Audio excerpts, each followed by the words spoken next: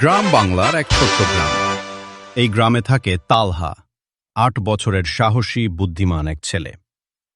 তালহা খুব কৌতূহলী, জঙ্গল আর পাহাড় দেখতে তার নাম ভালোবাসে। তালহা। তালহা খুব গরিব ছিল, কিন্তু তার মনটা ছিল খুব ভালো। সে তার মাকে খুব ভালোবাসত। প্রতিদিন তালহা জঙ্গলে গিয়ে কাঠ আর ফল কুড়িয়ে এনে বাজারে বিক্রি করত। সেই টাকাতেই তাদের সংসার চলত। গ্রামের পাশে ছিল এক বিশাল জঙ্গল। গ্রামের মানুষ সবাই সেই জঙ্গলকে খুব ভয় পেত, কারণ সবাই বলতো সেই জঙ্গলের গভীরে থাকে এক ভয়ঙ্কর রাক্ষস। রাক্ষসের চোখ ছিল লাল, দাঁত ছিল বড় আর গলার আওয়াজ ছিল খুব ভয়ানক। কেউ বলতো সে মানুষ দেখলেই ধরে খেয়ে ফেলে, তাই গ্রামের কেউ জঙ্গলের ভেতরে যেতে সাহস করত না। একদিন তালহার মা হঠাৎ খুব অসুস্থ হয়ে পড়ল। জ্বর আর কাশিতে সে বিছানা ছেড়ে উঠতে পারছিল না। ডাক্তার বলল ভালো ওষুধ লাগবে, আর তার জন্য অনেক টাকা দরকার। তালহার কাছে এত টাকা ছিল না। মায়ের কষ্ট দেখে তালহার চোখে জল চলে এলো।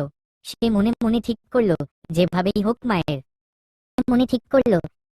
হোক মায়ের চিকিৎসার টাকা জোগাড় করতেই হবে। পরদিন সকালে সাহস করে তালহা জঙ্গলের গভীরে যাওয়ার সিদ্ধান্ত নিল। সে জানতো সেখানে দামি ফল পাওয়া যায়, কিন্তু সেখানে যাওয়া খুব বিপজ্জনক। মায়ের কাছে বিদায় নিয়ে তালহা জঙ্গলের দিকে রওনা হলো।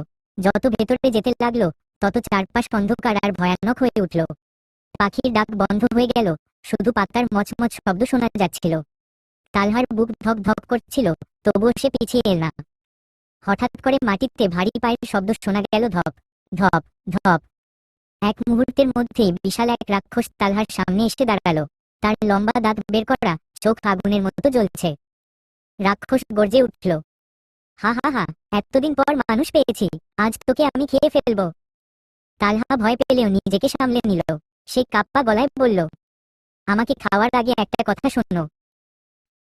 চ্যাট জিপিটি খেয়ে ফেললে তোমার কোনো লাভ হবে না, কিন্তু যদি আমার সাথে একটা খেলা খেলো, মজা পাবে। রাক্ষস একটু অবাক হলো। এত সাহসী ছেলে সে আগে কখনো দেখেনি। সে হেসে বলল, ঠিক আছে, বল, কি খেলা? তালহা বলল, আমি তোমাকে একটা ধাঁধা দেব।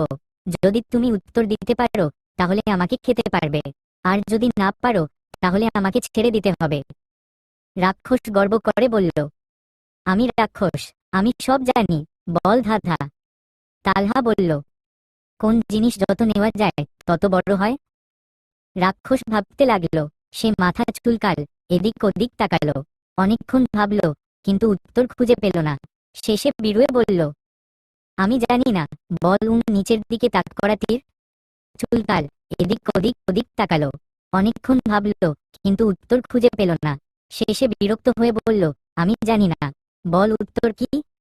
তালহা হাসি মুখে বলল, উত্তর হলো গর্ত। গর্ত থেকে যত মাটি তোলা হয়, গর্ত তত বড় হয়। এই কথা শুনে রাক্ষস চুপ হয়ে গেল।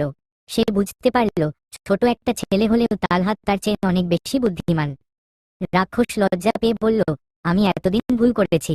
মানুষ ভয় দেখিয়ে কিছু পাওয়া যায় না। রাক্ষস তখন তালহাকে একটি গাছের কাছে নিয়ে গেল। সেখানে ছিল সোনালী রঙের ফল আর কিছু ধন সম্পদ। রাক্ষস বলল, এইগুলো নাও, তোমার মায়ের চিকিৎসা করাও। আজ থেকে আমি আর কাউকে ক্ষতি করব না। তালহা খুশিতে চোখ ভরে গেল। সে রাক্ষসকে ধন্যবাদ জানিয়ে দ্রুত বাড়ির পথে রওনা হলো। বাড়ি ফিরে সে মায়ের ভালো চিকিৎসা করল।